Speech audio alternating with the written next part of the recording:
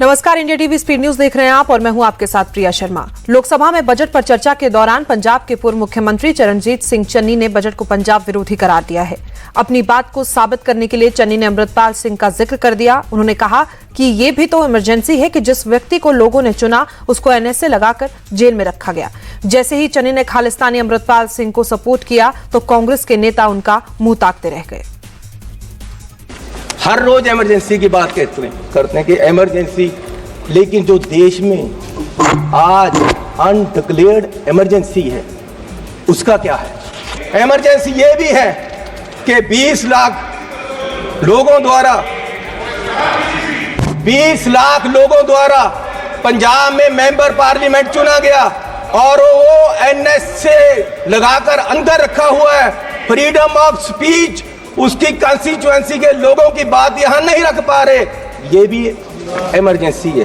Emergency ये भी है कि विपक्ष के व्यक्तियों को केंद्रीय एजेंसियां कार्रवाई करने के लिए छोड़ दी जाती, उनको अंदर रखा जाता है, ये भी इमरजेंसी है। इमरजेंसी ये भी है कि हजारों किसान, उनको खालिस्तानी कहा जाता है जब वो अपनी मांग रखते हैं। अरे पंजाब कोई देश की धरती नहीं है, पंजाब हमारे देश की धरती है। हालांकि चन्नी ने इसके बाद फिर पंजाब के पूर्व मुख्यमंत्री बेअंत सिंह को लेकर गलत बयान दिया। चन्नी ने रवनीत बिट्टू पर उनके दादा सरदार बेअंत सिंह की शहादत को लेकर पर्सनल कमेंट किया। कहा कि बेअंत सिंह को आतंकवादियों ने नहीं मारा, बेअंत सिंह की मौत तो तब हुई थी जब बिट्टू ने कांग्रेस छोड़ी थी। ईस्ट इंडिया कंपनी आई, उन्होंने पहले व्यापार पे कब्जा किया, ईस्ट इंडिया कंपनी ने, और व्यापार के माध्यम से देश की सतह पे कब्जा कर लिया। इनमें और अंग्रेजों में कोई फर्क नहीं, सिर्फ कलर का फर्क है। ये भी पहले सतह पे काबज हुए और फिर सतह के माध्यम से आज ये देश की राजनीति के माध्यम से पूरे देश के व्यापार पे अपने आदमियों का कब्जा करा रहे हैं। बिट्टू जी, आपके पिताजी शहीद हुए थे, माननीय सदस्य, लेकिन मैं आपको कह दूं वो उस दिन नहीं मरे थे, वो उस दिन मरे जिस दिन आपने कांग्रेस को छोड़ा। रवनीत बिट्टू ने जवाब देने में देर नहीं की। उन्होंने भी चरणजीत सिंह चन्नी को पंजाब का सबसे करप्ट और झूठा नेता बता दिया। रवनीत बिट्टू के अंदाज पर विपक्ष ने हंगामा किया। बहुत से सांसद वेल में आ गए और सदन की कार्यवाही स्थगित करनी पड़ी। मेरे दादाजी सरदार बेअंत सिंह जी, उन्होंने कुर्बानी देश के लिए दी, कांग्रेस के लिए नहीं दी, देश के लिए दी। और ये इस चन्नी की बैठो। ये अपनी जायदाद पूछे इनको, ये आप गरीबी की बात कर रहे हैं?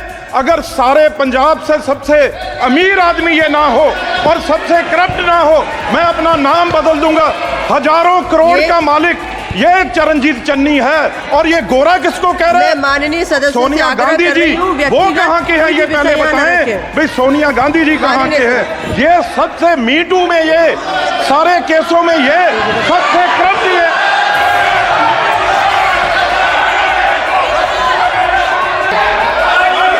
माननीय चेयरमैन जी,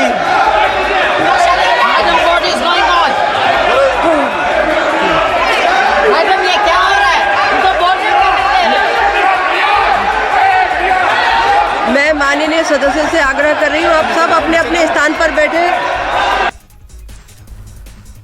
जैसे ही सदन की कार्यवाही स्थगित हुई तो बीजेपी ने खालिस्तानी अमृतपाल के सपोर्ट को बड़ा मुद्दा बना दिया। बीजेपी के तमाम नेताओं ने कांग्रेस से सवाल पूछे। कहा अब राहुल गांधी को स्पष्ट करना चाहिए कि वो चरणजीत सिंह चन्नी के बयान को सपोर्ट करते हैं या नहीं। केंद्रीय मंत्री गिरिराज सिंह ने कहा, क्या कांग्रेस के नेता ये भूल गए कि इंदिरा गांधी की हत्या खालिस्तानियों ने ही की थी? मैं तो कहूंगा आज जो सदन में हुआ वो दुर्भाग्यपूर्ण था। जिस खालिस्तानी ने इंदिरा गांधी की हत्या की, आज चन्नी ने खालिस्तानियों का खुल के समर्थन किया, यानी कांग्रेस का हाथ खालिस्तानियों के साथ। ये संप्रभुता पर हमला है, भारत के संसद के संप्रभुता पे हमला है। क्या क्या कहेंगे सर? मैं क्या कहूंगा? मैं कहूंगा कार्रवाई होनी चाहिए। तो वहीं उत्तर प्रदेश के पूर्व उप मुख्यमंत्री और बीजेपी के राज्यसभा सांसद दिनेश शर्मा ने कहा कि चन्नी कांग्रेस हाईकमान के सपोर्ट के बगैर इस तरह की बात नहीं बोल सकते। चन्नी के बयान से ऐसा लगता है कि अब कांग्रेस के नेताओं में आतंकवादी समर्थक आत्मा जाग गई है। जिनकी चवन्नी की हैसियत नहीं है, वो चन्नी में आज आतंकवादी समर्थक आत्मा जाग गई है। और ये आत्मा ऐसे नहीं जागी है, इसमें कांग्रेस का आशीर्वाद उनको है।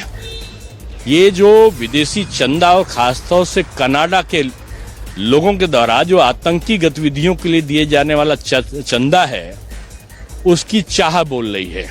ये चन्नी की चाह जो है, ये चंदे की चाह है।